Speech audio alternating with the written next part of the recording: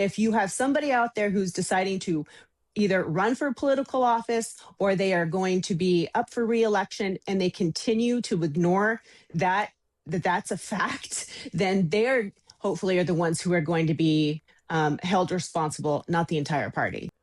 Well, it appears that aggressive campaign of deportations and arrests, which we've been hearing about there, is starting to make even some Republicans uneasy with the midterm elections approaching. Republican lawmakers, candidates, strategists and people close to the White House have been warning that the administration's mass deportations policy and all the media coverage that has come with it could cost them their razor-thin House majority. Let's talk to Amy Tarkanian, who's a Republican strategist. She's also former chair of the Republican Party in Nevada. Good evening to you, Amy.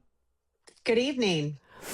I mean, what do you sense is the mood in the Republican Party about the way that these, particularly in Minneapolis, we've had these very aggressive operations by these ICE immigration and customs enforcement officers, and 2 people shot dead within weeks. Right, and they happen to be U.S. citizens, right? So that's a problem in itself. I think the fact that when President Trump was put into his second term, he campaigned heavily on the fact that he was going to focus on closing the border, making sure that illegal immigrants knew that it was time to go back to their original place of home, or they're going to have to get back in line to do things correctly. Now, that was all done, I think, very well, executed extremely well. However, now we're dealing with places like sanctuary cities, like sanctuary states, where they're not really cooperating with federal agents. So you have a conflict of where you have local law enforcement and federal law enforcement that are just trying to do their job. And then what that does is then you have places like Minneapolis where the legislators are also hell-bent on allowing both or either to do their job successfully. So it's causing a lot of extra consternation where it really shouldn't have belonged in the first place. But However, Amy, anyone looking at the footage of this latest shooting, let alone the previous one, I'm just absolutely horrified that these seem to be people who are operating with no constraints. Well, and that is a major problem. And I think this is an unfortunate situation. It's a tragic situation where now we are thankfully going to have, people who are in these positions of authority. There's going to be some major changes, some major oversight. And that's obviously something that has been missing probably for quite some time. And so when you do watch these videos, it is horrific and it is very scary. It's scary because you almost feel, even as a U.S. citizen, this is their job, right, to come in and protect. But you don't even feel safe necessarily, or at least, people who would normally tout and support law enforcement 100%, such as the Republican Party normally does. This is something that you can't turn away from. There is a massive problem, and I think this is going to have major oversight, major overhaul. And it's unfortunate that it took the deaths of these 2 individuals to get to this point. But it goes beyond that, as we were just hearing from the correspondent there in Minneapolis. You had families being rounded up, people who are perfectly legally in the country with children taken away and arrested. Surely the whole way that these officers have been dispatched and the entire way that they are operating is going to cause such a huge backlash, not just in places like Minneapolis, but in other states as well.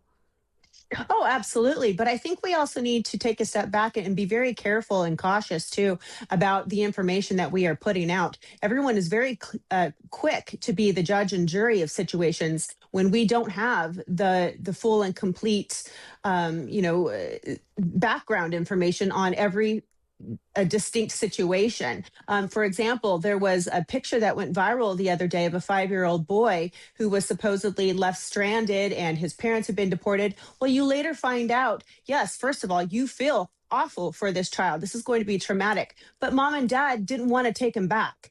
So, there's a lot more to each individual situation than meets the eye. And so there is a lot going on more than you or I would even be able to grasp. And we're seeing a whole host of different Republican figures, senior figures in Congress, calling now for a full investigation into what's happened. More than 24 congressional Republicans have called for a thorough investigation. Because, I mean, when you look at the footage of this latest shooting, I mean, the pictures just simply flatly contradict what we've been hearing from President Trump and from Caroline Leavitt tonight.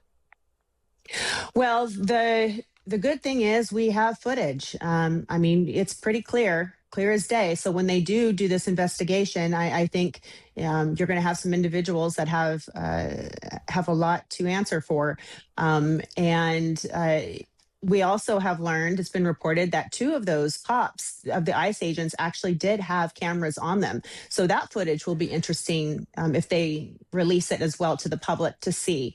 President Trump has softened his tone, hasn't he? And he's had a conversation with the state governor, with the Minneapolis mayor.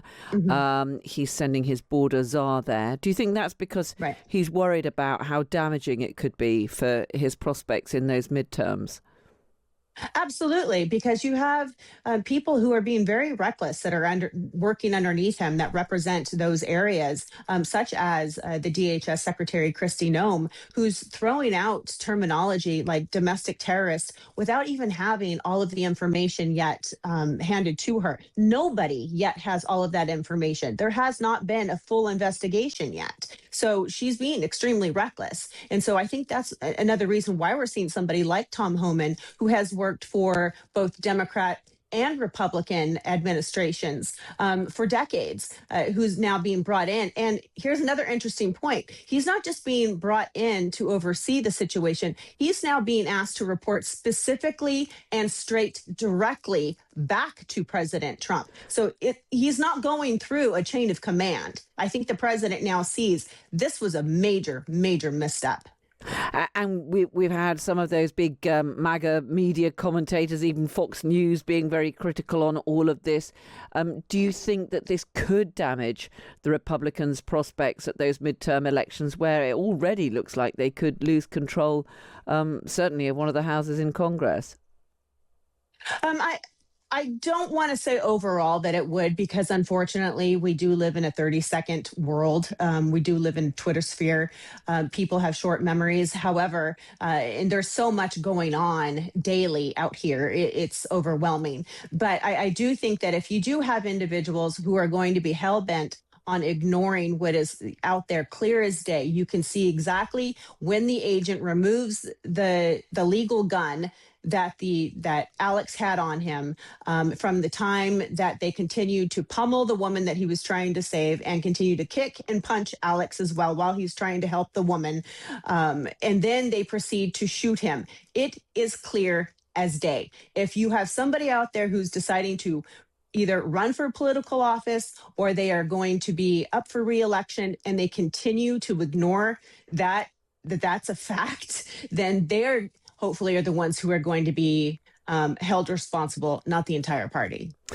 Amy Tarkanian, Republican strategist, former chair of the Republican Party in Nevada. Really good to get your thoughts. Thank you so much for joining us. Thank you.